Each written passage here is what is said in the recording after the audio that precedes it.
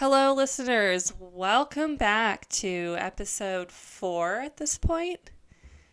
It's great to have you here. And I want to start the episode off with a really hot take because it's something I've been thinking about and it has absolutely nothing to do with cults or true crime. But I have a confession, and it's that I really, really enjoy pineapple on pizza. And I feel like that's going to get me absolutely skewered, but I just needed to let the world know. Like, my ideal pizza is pineapple and jalapeno and chicken if they have it. If not, it's pepperoni. Okay, I could fuck up some pepperoni, pineapple, and jalapeno pizza. Right? I love it. See, I got pineapple on my pizza like a week ago, and my father-in-law was like, okay, we'll do the pineapple, but hell no to the jalapeno. I was like, oh, you don't know what you're missing. It's so good. To be fair, he's probably got, like, old people gut, so it's, like...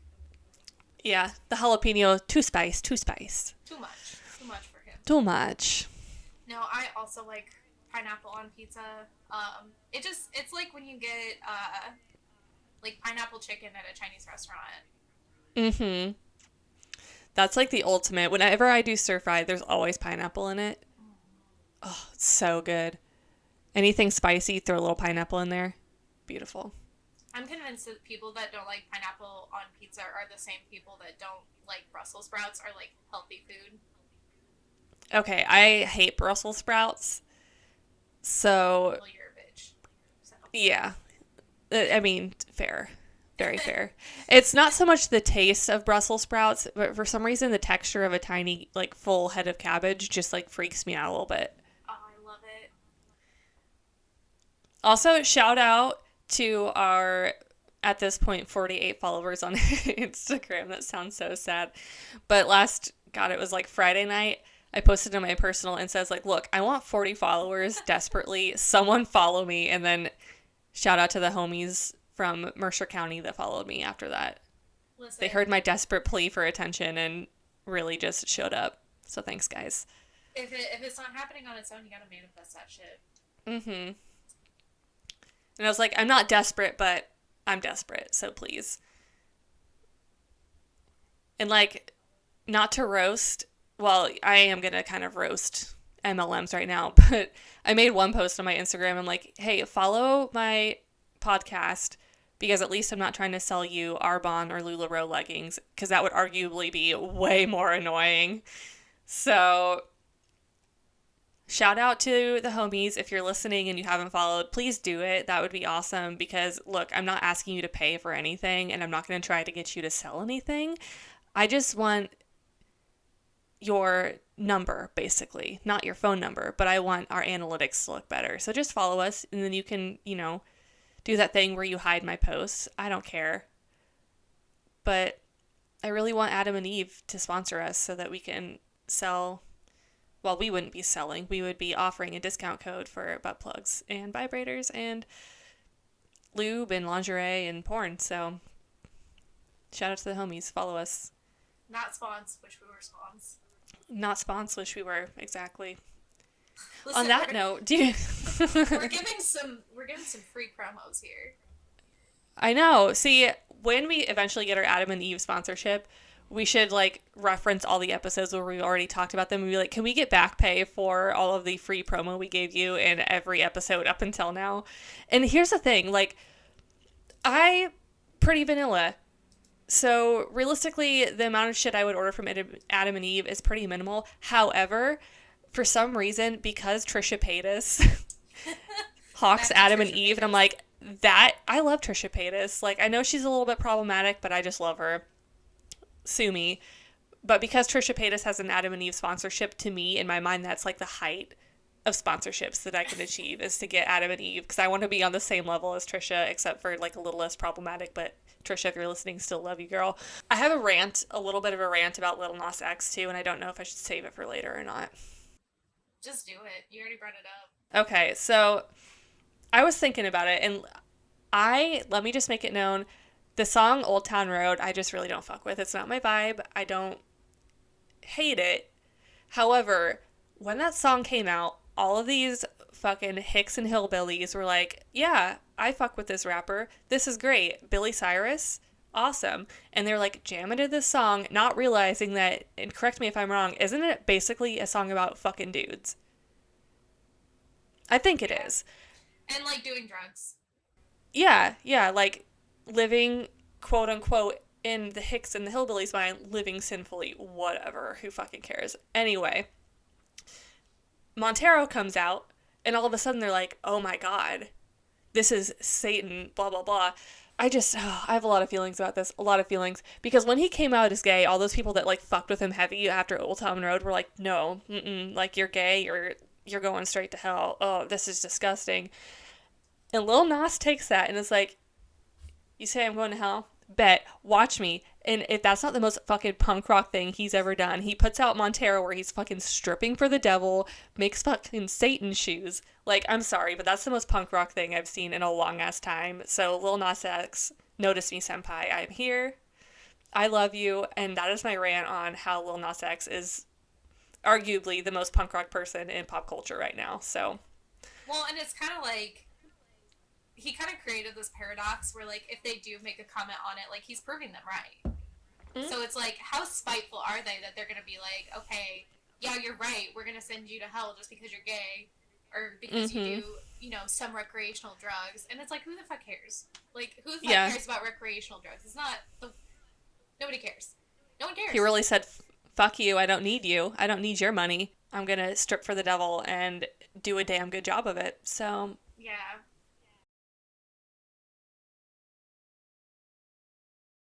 My story today is about Elizabeth Short, who later came to be known as the Black Dahlia. I've always kind of been obsessed with this ever since I was a child, I guess. I used to, like, Google it on, like, AOL and be like, I need to know more about this. I mean, it's a pretty well-known, popularized case. It was in, like, American Horror Story. There was a really terrible movie with Josh Hartnett in it, made about it, which was a terrible movie. Do not recommend. 0 out of 10. I just don't like Josh Hartnett to begin with, so. Oh, I love Josh Hartnett. Really? He's like knockoff DiCaprio for me. See, I think he's more like knockoff Johnny Depp for me. But like, I could see that too. But he was also in a lot of movies that I liked. But it's definitely one of those, like, he's not necessarily, like, the best actor, but he's just, like, kind of cute. Right. He's just, like, 90s heartthrob, basically. Yeah. So, Black Dahlia, Elizabeth Short, was born on July 29th, 1924 in Boston, Massachusetts. She was a child during the Great Depression, and during that, her father lost everything from his, like, mini golf business. So, one day, they just find her dad's car on this, like, on the side of the road on a bridge, and it was empty, abandoned. And so they just assumed that he unalived himself and just kind of went on their merry way. Like, they think he jumped off the bridge? Yeah, because he lost everything. Okay. I was trying to figure out what happened to him. So, yeah, if they found the car on the bridge, that would make sense. They just presumed he unalived himself. So, Elizabeth's mom, they had 5 daughters. She had to work as a bookkeeper and had to, like, move them into a small apartment. Elizabeth, as a child, was pretty sickly. She had, like, a lot of, like, pneumonia and asthma. She had, like, lung surgery at one point to remove scar tissue. So she spent winters in Florida with some friends and family. And then, eventually, in 1942, the dad, who didn't actually unalive himself, wrote to the family and was like, hey, sorry that I just abandoned you guys and didn't leave a note or anything, but I'm actually in California now. Like, I'm alive. I'm doing well. Sorry. Did he walk to California? He had to have hitchhiked. They had buses. Trains. I wonder if he, like, staged it to make it look like he had killed himself in case he never wanted to resurface. Because that's rude. Leaving the family car. She could have used that. Come on, man. I think she got it back. Good. I don't know for sure. Because she had a very inconvenient morning. She did. She had a very inconvenient, like, 18 years. What a dick. But yeah, he was just like, yeah, I'm alive. I'm in California. And so, like, the kids were like, okay, well, let's have some kind of relationship with you. So Elizabeth, who already was like, I need to be in warmer weather for my health, she moved out to California with her dad. Now, at this point, she was 18. So while she was living with him in San Francisco, she was kind of a handful, and her dad was like, "Hun, like, I haven't seen you in like 16 years or whatever, 12, 16 years. I can't deal with this shit. Like, you gotta go." Like, fucking asshole. Like, I didn't want to be a dad to begin with, and now you're coming in trying to make me a dad again. Like, I can't do this. So he, like, kicks her out. She gets into some trouble. Like, she got arrested for underage drinking. They actually sent her to Florida to be with the family friends. But she was like, no, I want to go back to California. Like, there's a lot going on. Even then, in Los Angeles, there was a lot going on. So she's like, I want to go to LA. I want to become a famous TikTok star. So she goes to LA. She's kind of bopping around from like place to place, like couch surfing, has small, like she'll stay at people's houses or she'll stay in apartments for a short amount of time or hotels. She was pursuing her career as an actress, but she was finding more gainful work as a waitress. And this is about the time that later the media and just the public in general would speculate that she had been like dating for dinner or was like a prostitute or call girl or an escort. Because she was like basically just like living her best life. She was out seeing dudes. She didn't care.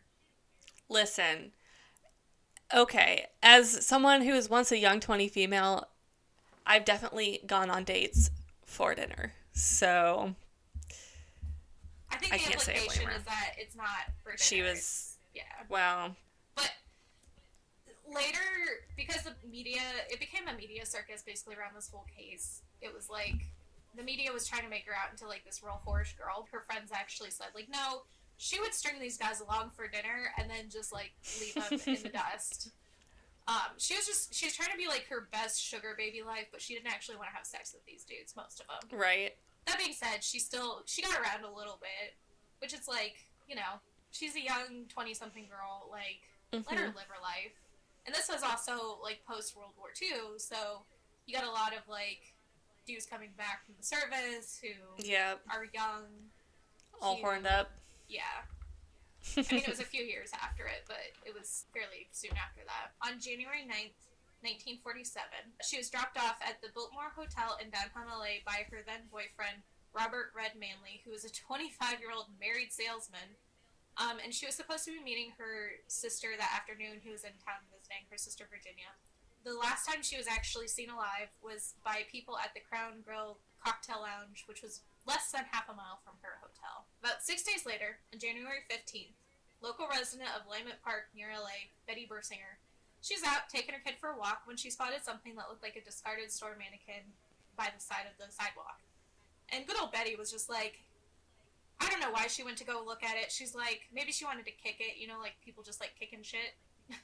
Or maybe she was like, ah, yes, a mannequin. I could use that for my house. Who knows? Who knows why she went to go look at it? But she went to go look at it. She's in LA traffic. She wants it for the carpool lane. She's like, nobody's gonna see that baby. I'm gonna need that mannequin. She's not specified why she went to get a closer look, but she does. And she discovered that it was not a mannequin. It was Elizabeth Short's dismembered body. So I'm gonna go into what happened to her. If you're a listener and you don't want to hear this, just skip ahead a bit. But basically, Elizabeth was found in two pieces, being surgically severed at the waist with her lower body about a foot away from her upper body, having been cut neatly in half in a process taught in the 30s known as hemicorporectomy. However, the lack of bruising along the incision lines pointed to the fact that she had been dissected post-mortem. So there's no like bruising. Her intestines had been like kind of taken out and neatly tucked under her butt. Her legs were spread apart like pretty wide, like the killer had wanted to pose her seductively, and her upper body was posed so that her hands were like touching over her head and her elbows were bent at like a 90-degree angle. So it was like she was kind of like posed like she was seductive, like a pinup. She had been completely drained of blood and had been washed and scrubbed with a brush to the point where bristles from the brush were found in her skin and on her body. And she had been cleaned with gasoline to further destroy any DNA or fingerprint evidence prior to being deposited. And it was determined she had died about 10 hours prior. And if it wasn't disturbing before, it gets worse. She had possible strangulation marks on her throat and definite rope marks on her hands and feet. Her face had been disfigured by being sliced from the corners of her mouth to her ears in a Glasgow smile. She had smaller cuts and bruises all over her face and body, mainly like on her forehead and on her head. Her breasts had been cut, with the skin having been removed from one, just like peeled off. She had a 1 pound piece of her left thigh removed. She had deep crisscross cuts on her pubic area where it looked like her hair had been like cut off, not shaved, but like someone had just like pulled it and hacked at it to cut it off. There was a tic-tac-toe game carved into her right hip. The hair from her pubic region was found in her anus, which had been stretched out, leading investigators to assume she'd been sexually assaulted, although because of the cleaning they couldn't actually get any semen DNA from it. And the flesh from her thigh, 1 pound piece of flesh, was found in her vagina.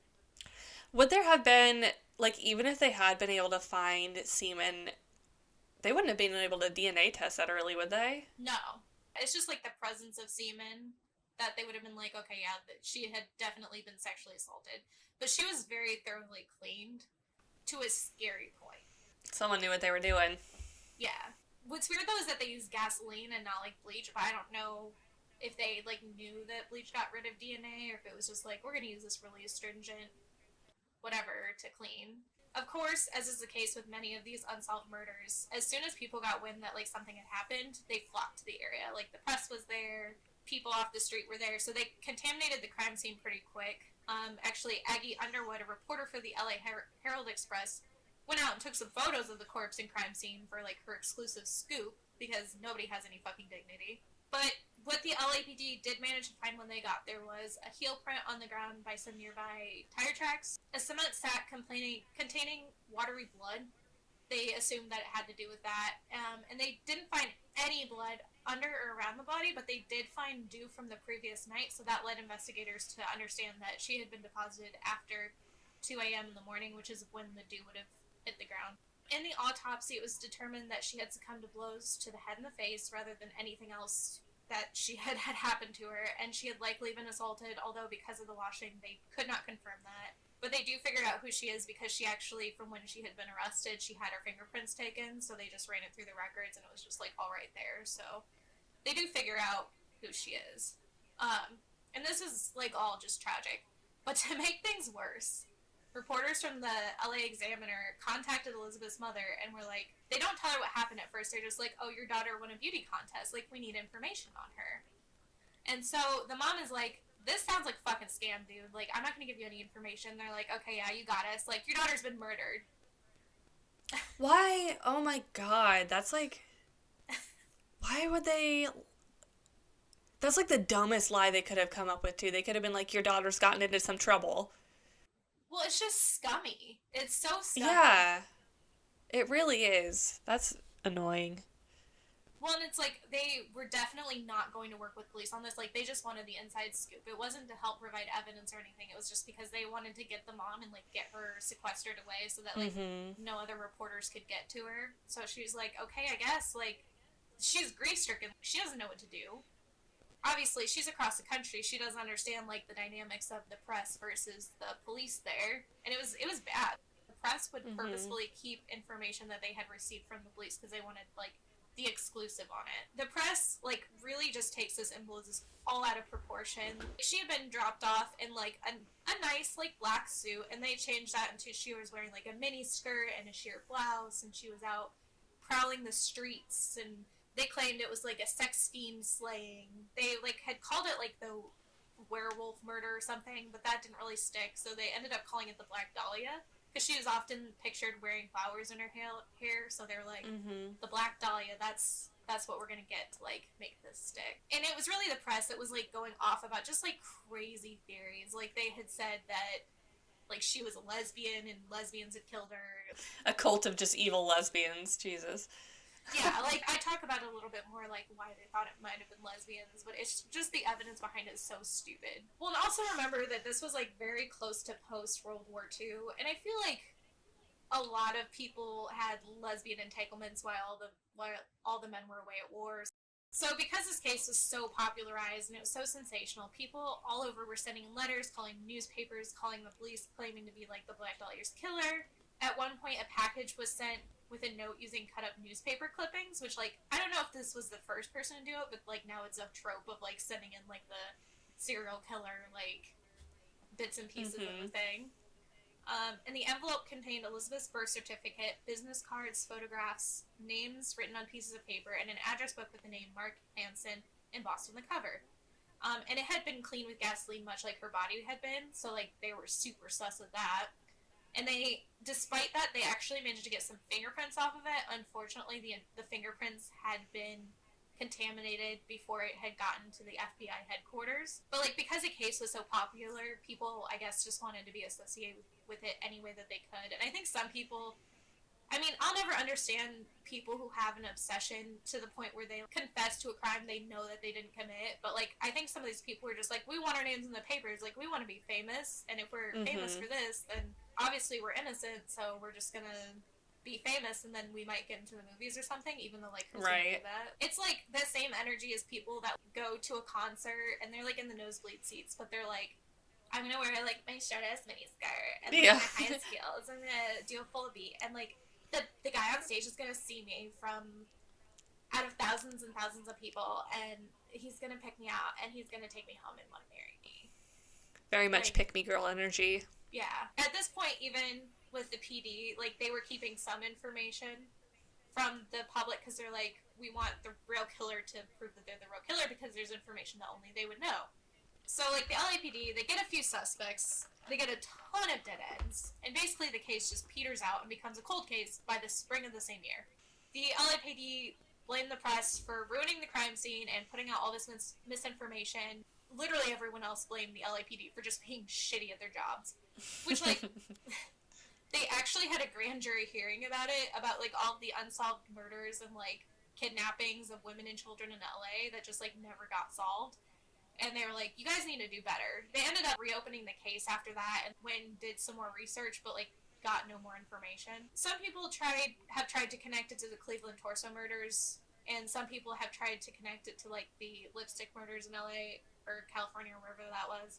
There's kind of this thing throughout history of people trying to connect famous murders to each other because they just want it to be like... I think that people have a hard time realizing that there's more than one shitty person in the world that is capable of committing atrocities. And they say, like, Jack the Ripper was H.H. Holmes. Well, and especially, like, it sounds as if the media at that time, or I guess more specifically the media in Los Angeles, because I guess I don't know the climate everywhere else, but they wanted just, like, the most sensationalized story they could have. So to have, like, a serial killer that was doing all these, like, really high-profile murders, that would be, like, a great story to sell a ton of newspapers to. Right. It's like with any highly popularized murder case, when a lot of people become obsessed with it, then you have a lot of... Now it's, like, internet sleuths, but back then it was just sleuths, newspaper sleuths, I guess, that were, like, trying to solve it. They wanted to be the one to crack the case. That's about all that I have on the case and the evidence itself, but now I want to talk suspects. There were hundreds of suspects. There were 60 confessions, over 60 confessions, some of them being women. There ended up being about 20 serious suspects, but I'm going to go through the most notable theories/suspects. There's one that I didn't even include because he was, like, a bellhop at the hotel, but he was also a mortician's assistant, and they were like, that's all the evidence we need. There's no real, like, motive or anything behind it. First theory is that it was a female killer. The reason that the LAPD looked into this extensively is because she had checked her baggage about a week before she had died, and they thought she might have been staying with another woman who had lent her all the necessities like toiletries and makeup, and not that she had been locked in some dude's sex dungeon for over a week. Logical explanation, she was locked in a sex dungeon for over a week. She had been cut in two, so they thought that it might have been someone with weak little lady arms that couldn't have carried her in one piece, so that they had to cut her in half. One lady actually confessed, and it was later determined to be false. Another suspect they simply referred to as queer woman surgeon, who was also found to be innocent. Like, they don't even put her name in the report, it's just like queer woman surgeon.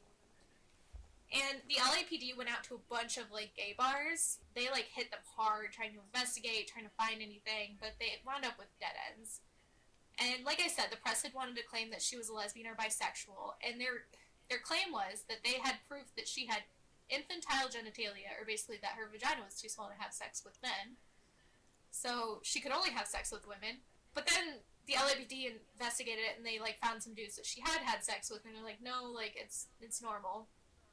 And while the autopsy they found that she did have a slightly below average size womb, they're like, mainly just because she's a small woman, she hasn't had children, so she doesn't have a tiny child vagina. Like, that's If just that weird. doesn't fucking prove to you that there should be a lot more women in these fucking law enforcement agencies, and oh my god, I'm just... Well, that was the press saying that. So, but it's just like, Jesus. Women everywhere. There should just be more women everywhere. Yeah. Good That's God. what you think it is. It was crazy. Eventually, the district attorney just, like, shuts everybody down, and I quote, that Elizabeth had no use for queers. That's what he said.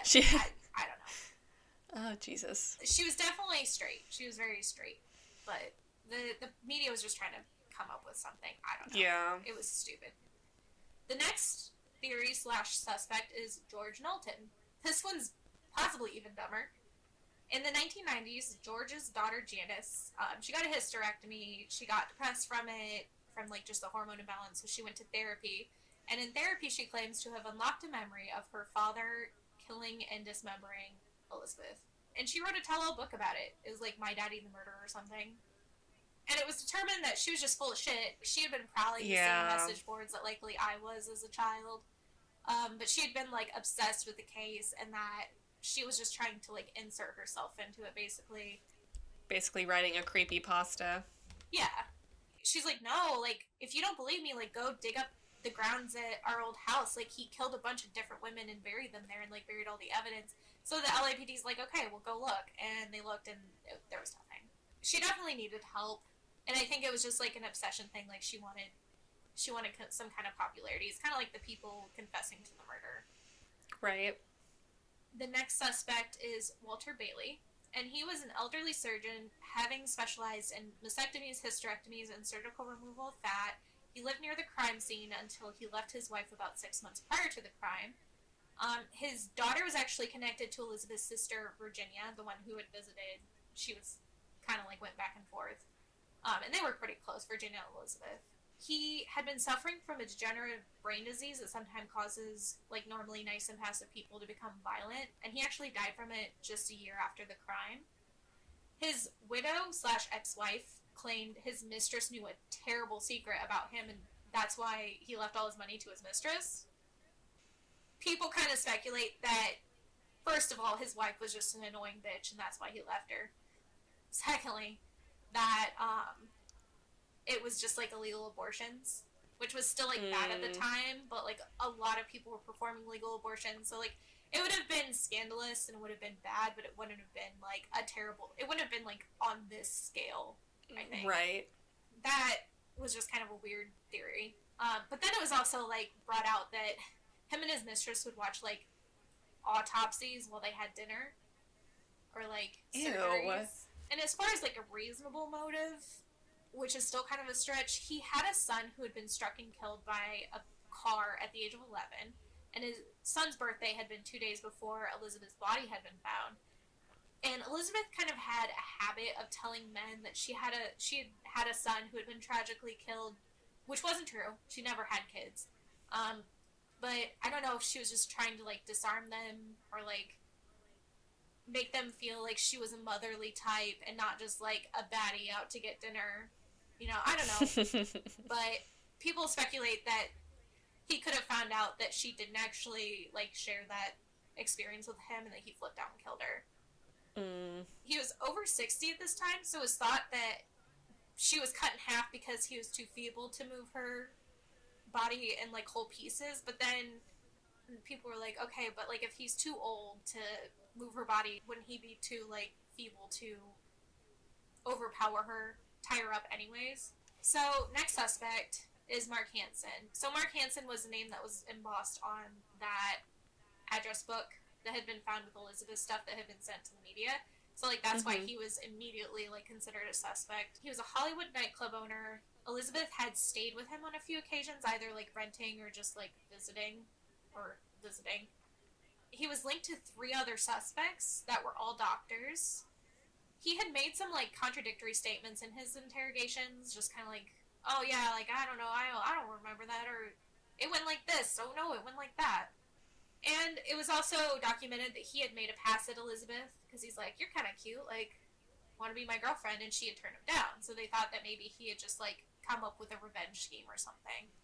But he kind of seems like a bumbling idiot type through, like, the records. So I don't know that it was him, but, like, if you're going to tie him into those other 3 doctors, I could maybe see where, like, they did have some kind of sex party and, like, abducted her. The next suspect is Patrick S. O'Reilly.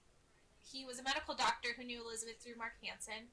He attended sex parties in Malibu with Mark Hansen, and he had a history of sexually motivated violent crimes, including a seriously violent assault of his secretary where he almost beat her to death in a hotel room because she wouldn't have sex with him. He's my pick for the murderer, just off of that alone. Wait till you hear the next 2. The next suspect is George Hodel. He was an STD doctor, so he had intimate knowledge of people's intimate parts and all that jazz. So he was initially grouped into suspects when in 1949, his daughter Tamar accused him of having sex with her. And despite 3 witnesses testifying that they had in fact eyewitnessed George having sex with his daughter, he was acquitted. Oh, you're right. It does get worse. At this point, police put him under surveillance, and he made some highly incriminating statements, including one made in February of 1950.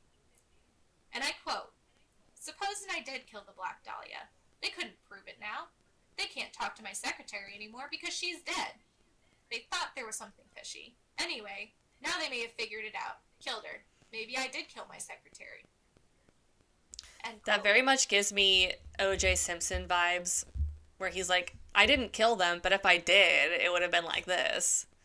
So he actually had been previously suspected of murdering his secretary, Ruth Spalding, in 1945 because she was about to blow the whistle on him for misdiagnosing patients and billing them for the testing, treatments, and prescriptions of diseases that they did not have.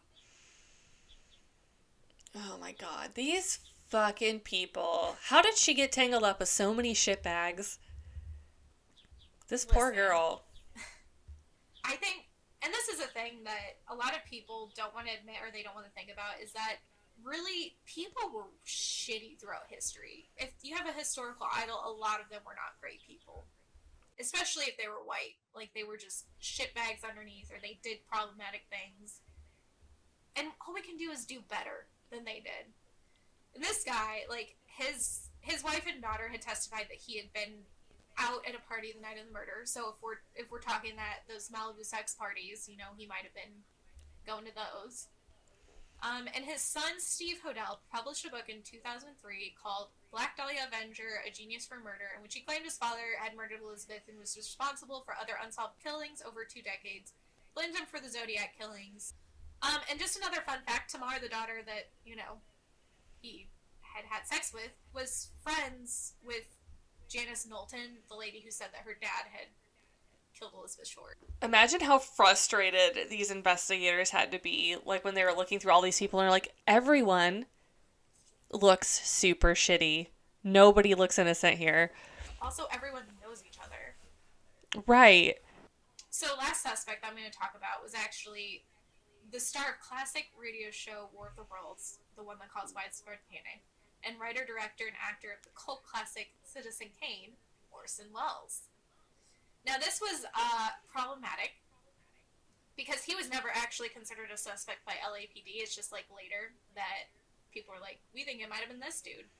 Because his neighbor says that he was creating a bunch of mannequins for about 3 months prior to the murder that featured lacerations identical to the ones that Elizabeth had sustained. These mannequins were actually used in a cut scene from his movie The Lady of Shanghai. Elizabeth had written to her sister that Wells was giving her a screen test for an upcoming movie that he was producing. He was very familiar with the area. He had applied for a passport the same day that the killer mailed a packet to the LA newspapers and left the country to stay in Europe for 10 months, point blank refusing to come back and finish his movie Macbeth, a movie he had both directed and started, and refused. Just like the studio's like, dude, you need to come back and finish this. And he's like, no, I'm going to stay here. And he was spotted with her multiple times at restaurants and clubs. Which leads me to my theory, and this is an ongoing theory, and maybe we'll do more, like do another episode on it. Honestly, I think the whole setup of Hollywood and Los Angeles, of it being like a mecca for like famous people. Honestly, I think that the LAPD is like a secret cult thing where they just like cover up the murders of the rich and famous. Where basically like all these people that are rich and famous are in the Illuminati, just out fucking killing people, and the LAPD is just covering it up because there are so many unsolved crimes, so many in LA. And this is where the conspiracy portion of our podcast begins. Honestly, if I'm gonna die on a hill, it's that the LAPD is a secret celebrity protecting cult. I mean, I could see it. I don't want to say across the board. Well, yeah. However, rich people have a tendency of getting away with a lot of shit, so. It's like Jeff Bezos. Like, you know that he has both hunted and tasted human flesh. What's that one? Is it called The Most Dangerous Game? Yes. Jeff Bezos definitely bought a private island somewhere, and he and his friends go out and play The Most Dangerous Game. I believe it.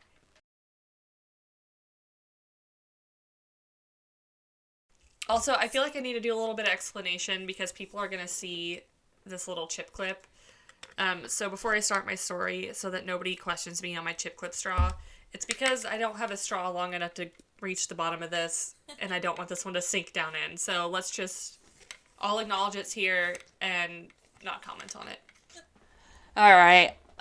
On that note, we'll go ahead and get into story number 2 here. So this is actually the first cult story that I will have done, which is strange considering the name of the podcast is Cult Stuff and Chill. But I'm going to talk about the Anthill kids, and I feel like before I even start the story, I'm just going to issue a trigger warning because there is sexual abuse, there's child abuse, there's lots of just gory, run-of-the-mill abuse. So if that is triggering to you, maybe this is not the episode for you. Skip ahead about 40 minutes, get that tarot reading, and just have enjoyed Ashlee's story for the day, because I'm not going to stop for trigger warning every time abuse happens in this story, because guess what? It's a lot. So sorry about that. But anyways, so getting into our story, the main character in this fucking nightmare of a shit show, his name is Rosh Thoreau. I know that I'm butchering the pronunciation of that last name. It's a French last name. They are in Quebec. His name is Roche. That's what we're going to call him. It's just Roche. And he is, or will become, the leader of the Anthill kids. And he is a self-proclaimed prophet. So he was born in 1947, so May 16th of 1947 in Quebec. And everyone around him said that he was like incredibly smart from a young age, but he actually drops out of formal schooling in the 7th grade. And it's speculated that this was due to lack of care or negligence on his parents' part at home. And it's also because he seems to have a bit of a problem with authority. So he just drops out of school completely at the age of basically 13. Regardless of the reasons why he dropped out, as he grows up, Roche just becomes obsessed with scriptures of the Old Testament, and he gets really into prophecies of like doomsday, of believing the world was going to end soon and would be brought to a war between good and evil. And so in his early adulthood, he actually converts from Catholicism into becoming a Seventh-day Adventist. Apparently that's, something that I guess they get more into the Old Testament. I don't really know much about religion. Wasn't that the one that David Koresh was? Or like I think, yeah. I think so. And admittedly don't know enough about the Seventh-day Adventists to really get into how extreme their beliefs are, but from what I do know, they seem a little more along the lines of like the fundamentalist Christians than like run-of-the-mill Catholics or Methodists or whatever. They're just like a different breed of fundies. Mm-hmm. Yeah, so when he joins this church, he starts to practice some of their more holistic beliefs. So like they don't drink alcohol or use tobacco. So he gets kind of into like this way of living that's just like very, very much like the fundies, where they don't really drink, do drugs, alcohol, smoking, tobacco, yada yada. And I feel like I should just put a little bit of a cliff note here so we don't really like piss anyone off, because I don't want people to get the idea that like the Seventh-day Adventists are all just fucking crazy just because this one that's a white guy identified with the religion. So like we said, yeah, and in terms of Christian groups, they probably are a bit more strict, but they're not all a cult. Like, I'm not saying by any means this whole religion is a cult. And in fact, as Roche started to kind of get his own little following, the church, the Seventh-day Adventists, they are like, we don't fuck with this guy anymore. They kick him out of their church eventually. So in the early 70s, he starts doing this thing where he, like, approaches people out at public bars and restaurants and stores, and he'll just, like, ask them about their faith, start up a conversation with them. And the people who interact with him always say that he's, like, very charismatic, which really is just the most typical thing for psycho, like, cult men. They suck, obviously. They're shitty, but they can really definitely convince people of things pretty easily. So it's very much like Ted Bundy vibes. He's just, like, a charismatic dude. So in his interactions with people, he had a habit of making up small lies about his past. So he would make things up to seem more relatable to who he's talking to make his background seem more tragic, so that when he said that God came to him and, like, did this miraculous whatever to make his life better, it just, I guess, he felt like it made it more credible, and it made the stories seem more believable to these people that he was talking to, I guess. It's shitty, because I feel like a lot of cult people, just kind of in the research that I've done on cults, it's like they're extremely manipulative and charismatic, but they kind of prey on people's empathy to make themselves more marketable. And I mean, some of them just go straight to, like, sex cult and that kind of manipulation, which I think is the laziest form of starting a cult. But, like, a lot of them are just like, oh, feel so bad for me because you have human emotions. I don't, but you do, so. Yeah, well, and that's what this guy, like, so basically at this time, he's just spending his days, like, bopping around the community and meeting people and just, like, developing friendships. And so he's, like, slowly expanding his social circle. And all the while he's telling his friends, like, these stories of his past, making up those little white lies, like I'd said. And he would just take his time developing relationships with people. And then, like, a year or two down the road, just imagine you're one of those people and, like, you lose your job, you get a divorce, like, something tragic happens. And then this guy who you really, like, have come to trust as a friend, who has, you know, found God and his life has been better for it. So imagine you're this person where you just, like, hit a real rough patch, and he approaches you and is like, hey, we've been friends for a couple years. I know you're in a rough patch. You should come live with me on the farm while you get back on your feet. Well, the way he phrases it is they can come live with him and be free of any sin or worry. When he's approaching these people, he's, like, telling them stories of how God saved him. So, like, he's weeding out the people that are like, I don't believe in that anyway. It's from the get-go. So, and the first sign of things really kind of being amiss with him come when he starts telling the people of the commune that God is going to return in February of 1979. And when God returns, he's going to destroy the earth. And at this point, he convinces these people living at the commune that they need to find a place basically to hold up and ride out the apocalypse. So at this point, his followers consisted of himself. He's got 4 men, 9 women, and 4 kids in the little posse here. So it's not like a huge group, nowhere near the size like the Rajanishi where you had talked about earlier, but it's still like a decent sized group of people to be following this one man. And I'm going to sidebar again here just for a moment, because I feel like I need to point out that these people up to this point really just thought that Roche was, like, a really good dude, so they trust him. Like, the levels of emotional manipulation that they had gone through at this point, they don't, like, it's a little weird that he's saying this, but they just trust this guy so much they really helped him out. And it might be obvious to us, like, from the outside looking in, that it's a fucking scam, and he's just spent years, like, emotionally manipulating these people. But really, for me, I can kind of fairly assume that they're all just suffering from, like, Stockholm syndrome, basically. So anyway, back to our story. Roche is like, God's coming. He's going to destroy the world. And so in 1978, he decides to take his followers on, like, a literal hike through the mountains to find their doomsday hideout. And so they end up on the mountainside, and I believe it's pronounced St. Hugo. And he dubs this mountain the Eternal Mountain. And he claims that this is where the commune is going to be saved. So once they arrive at the mountain, this is where his shitbaggery just really starts. So they've gone on this hike, they're on this mountainside, and he just sits back kicks his feet up and just watches his followers get to work, and they're like building cabins and barns and common buildings. And so it's while he's watching everyone else do all this work for him that he comes up with the name Anthill Kids. So basically, he's just calling himself the Queen Ant while all of his followers build the hill around him. And it honestly, this really also plays into the end game manipulation for him, because not only do these people just trust him on like an emotional level, but he essentially just works them to the point where they don't have the energy to do anything but like comply and agree with what he's saying. So a year of this bullshit passes, and like we're 1979 in February, and what do you know? God, he doesn't show up. Homeboy, he's just nowhere to be found. He does not roll up in like a winged chariot or anything. The sky has not opened up and raptured the sinners, and Rosh's followers are just like, what the fuck, man? Where's this dude at? So this obviously pisses Rosh off, because like, how dare anyone question him? He's a freaking messiah. So he just starts to justify this non-appearance by God by saying that he hasn't shown up yet because God doesn't function on human time.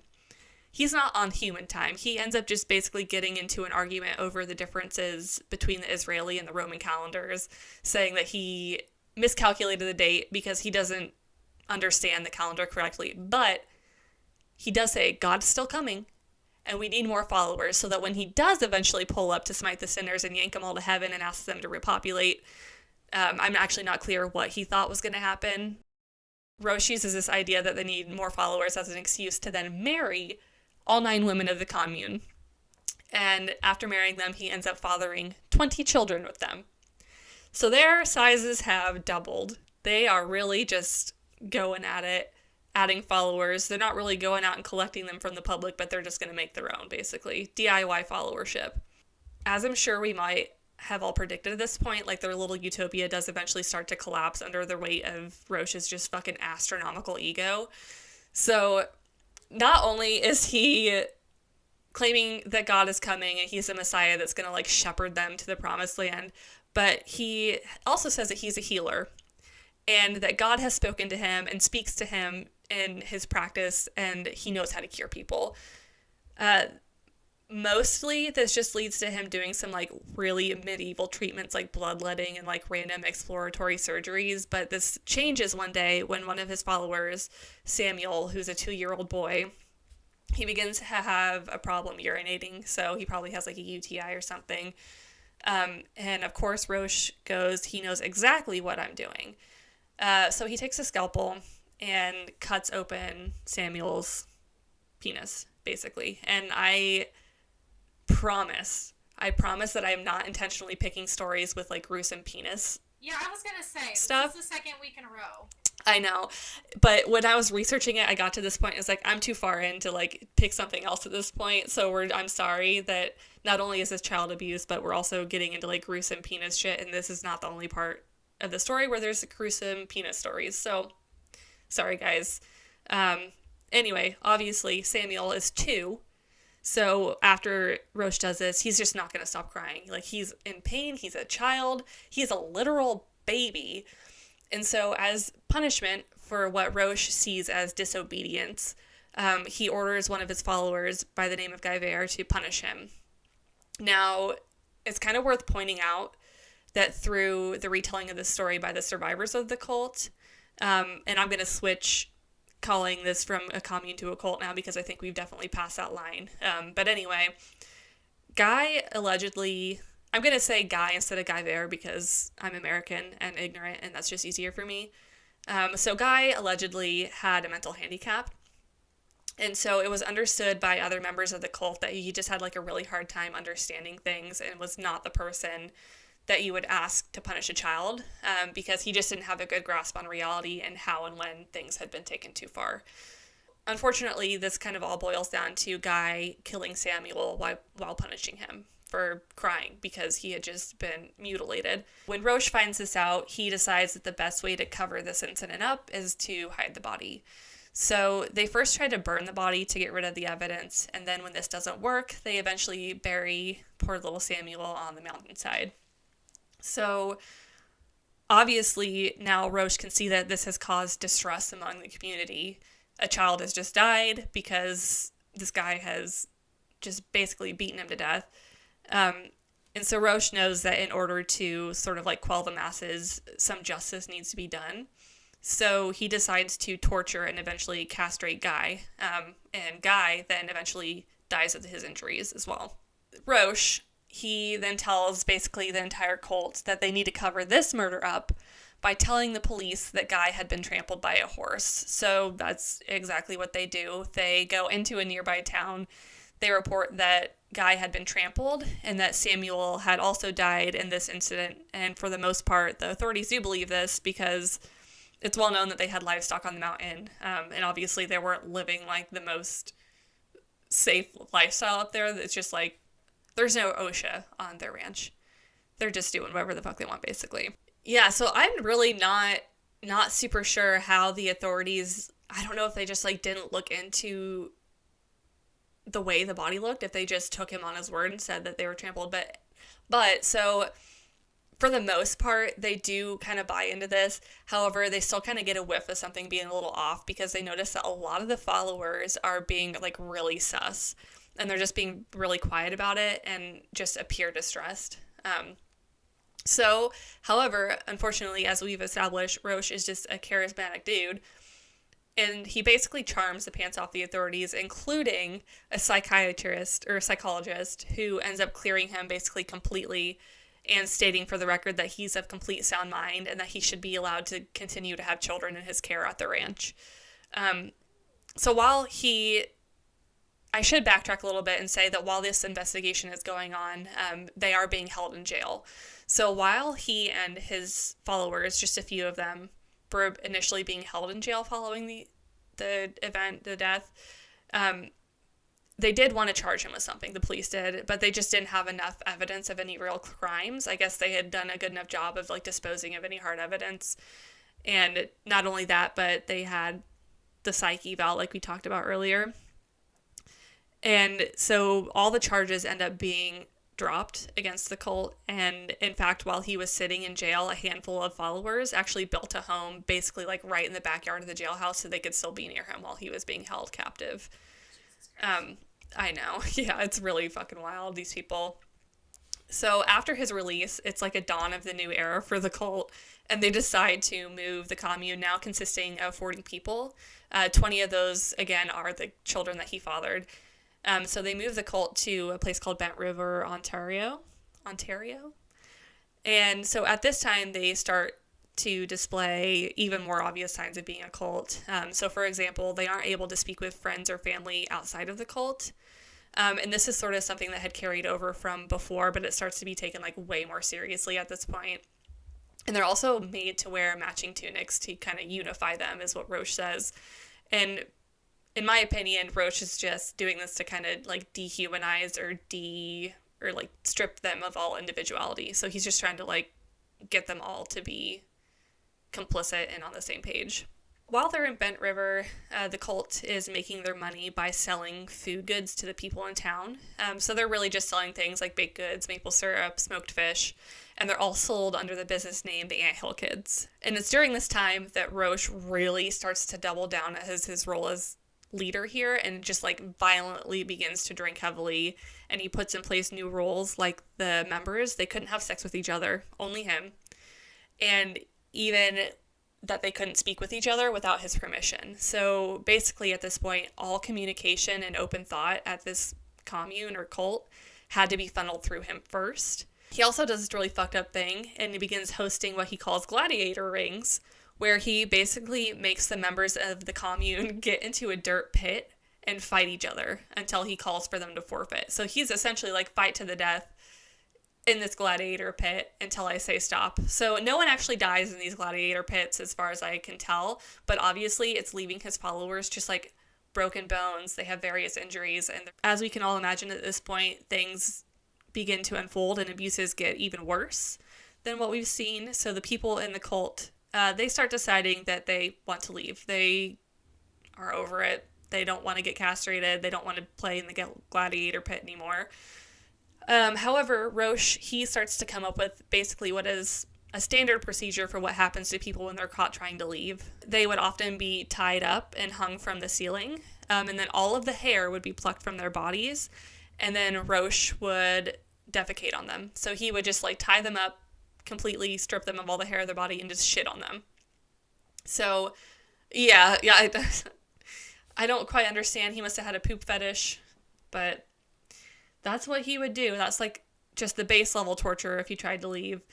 And actually, in one case, after abusing someone, they eventually conceded to stay after all of this emotional, physical abuse.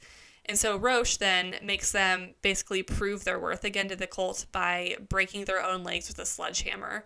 So not only have they been plucked of all their body hair, hung from the ceiling, and shit on, now they're given a sledgehammer and told you have to break your own legs to prove that you're still down to clown with us, basically. That's actually, by Roche's standards of abuse, pretty mild. So he would actually do things to, like, he would force people to sit on lit stoves. And he would also, as a way to prove their loyalty, force people to cut off the toes of other members of the cult. And I bet we can all just, like, guess here, too. Of course, there is also rampant sexual abuse on Roche's part as well, which I probably didn't need to say. It goes without saying, but that's just the kind of shitbag that he is. Yeah, so, and I know that all sounds, like, really bad, but just to put yourself in these people's shoes, this was happening over the span of years. So to them, he started off, like we had said, like this kind, caring guy who was just going to save them and like protect them from the end of the world. And they could justify this abuse a little bit by just telling themselves that he was that same guy and he just had his bad moments. So obviously, like you and I can't imagine with putting up with that bullshit. But they're just, like I said, it's Stockholm Syndrome. And he would do these really fucking terrible things. And then it would be like 5 or 6 months. And they would be like, okay, he just had a bad day. And then he would do it again. And they would just keep writing it off like that. It's wild. And like I said, it's just like a super severe case of Stockholm Syndrome on the followers' part. And even the ones that did want to leave and did like have the sound mind to know that this wasn't okay, of course they're not going to run away because not only do they have kids in the commune that they don't want to leave behind, but they know that if they try to leave and are caught, they're going to face like extreme threats of violence. So they're just really feeling stuck here. It's finally 10 years later from the start of this whole commune in 1987. A woman decides that she's just had enough of this and she can't allow herself and her children to continue this train of abuse. So she makes the really tough and unfortunate choice of sacrificing one of her children. It's a 2-month-old child. And what she does is she takes the child into the wilderness. Mind you, it's Canada and it's winter at this point. She takes the kid into the forest away from the commune and leaves him there basically overnight to freeze to death in hopes that the body will be found and a larger investigation will be launched into the life at this cult. And as fucked up and awful as this is, it actually does work. So the body of this child is found, the authorities are notified, and then, of course, the police come knocking. They do encounter a small problem, though, because Roche has actually registered the Anthill Kids as an official church, which basically means that the police couldn't just like come up guns blazing to the ranch and just like start yanking people out. What they could do, however, was investigate the welfare of the children. So thankfully, as this investigation was happening, now all 17 remaining children are removed from the commune, leaving basically just Roche and all the adult men and women. So after the kids are removed, Roche, pissed, obviously, his world is like crumbling. He's a man unhinged and he just like sees this empire that he's built falling apart. So where before he would like do the bad thing and then apologize and then behave himself for a while, now it's just like a nearly constant stream of abuse on his part. So the worst of it really, in my opinion, happens to a woman named Solange. She had come to him, again, remember that he is claiming to be a healer. So she comes to him complaining of an upset stomach, and his response as a healer is to lay her on a table, and he just punches her repeatedly in the stomach.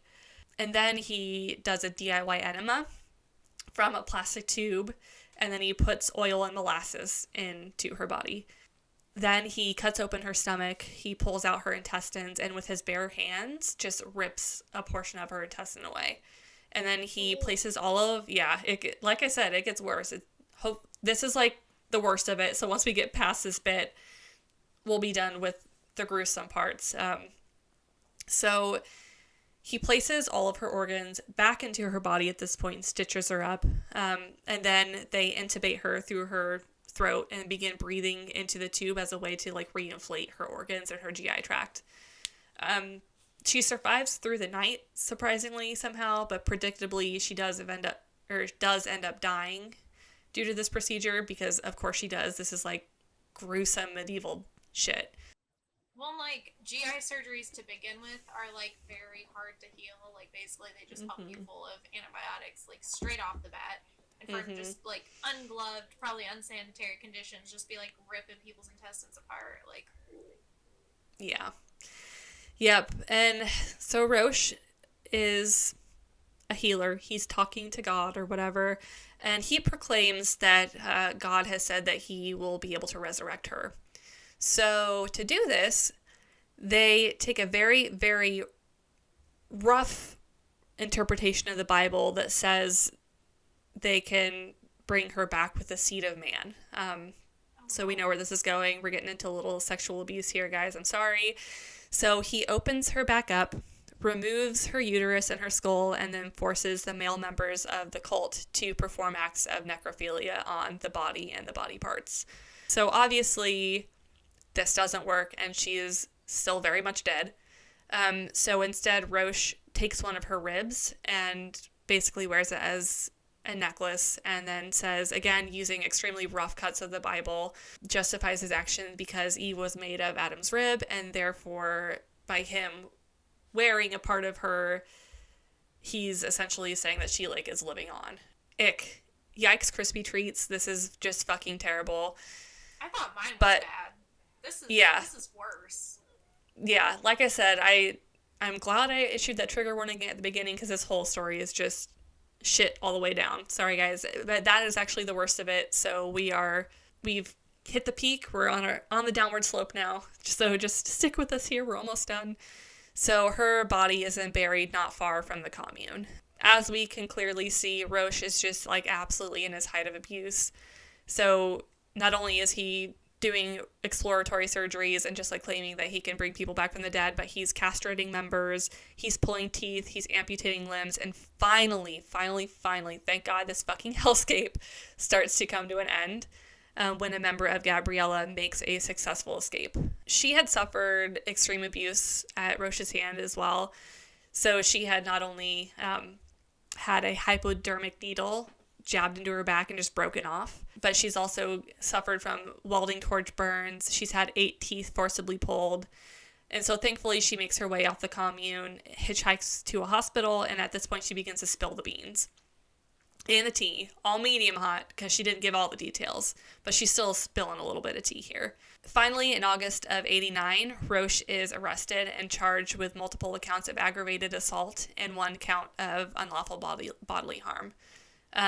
So like I said, it's just medium hot tea. So authorities aren't yet made aware of the whole murder, like necrophilia thing that had happened to Solange. But Gabrielle gives her account of the abuse that happened to her. So in this trial, he does plead guilty and he does receive 12 years in prison. However, pretty much the second that he's convicted and put in jail, nearly all of his followers begin to snitch on him. Thank fucking God. Yeah.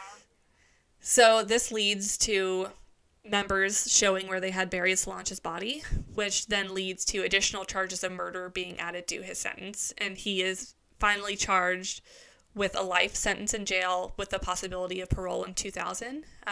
Thankfully, in 2002, Rosh is rejected for parole as he's considered too high risk to reoffend, and he never gets a chance to reapply again. So this is pretty much where the story ends, but I do have some more fun facts about Rosh's life in prison. So you remember how I said almost all of the members had snitched? Not all of them did. So while in jail, he actually is able to father 4 more kids with his female followers during conjugal visits, which how the fuck is he being allowed to have conjugal visits? I don't know. Yeah. I would think that he would be such a fucked up individual that they would be like solitary confinement all the way, no visitors, no nothing. Like, some people don't deserve rights. And like he's clearly had a history of, and I guess I don't know if this came out in his trial, but you would think it would have to if we have the details now, but he was like a sexual predator. we know he was abusing people, so I don't know why they gave him that conjugal right. But anyway, so that's disgusting. But also, while in jail, he tries to make some money by selling artwork and poetry he'd made on an auction website called murderauction.com, which prides itself on selling serial killer memorabilia. Now, thankfully, the Canadian government is like, fuck no, you're not going to be allowed to do that, so he doesn't actually get to make money off of that. Thank God. What the fuck? But finally, we do have a happy ending to this story.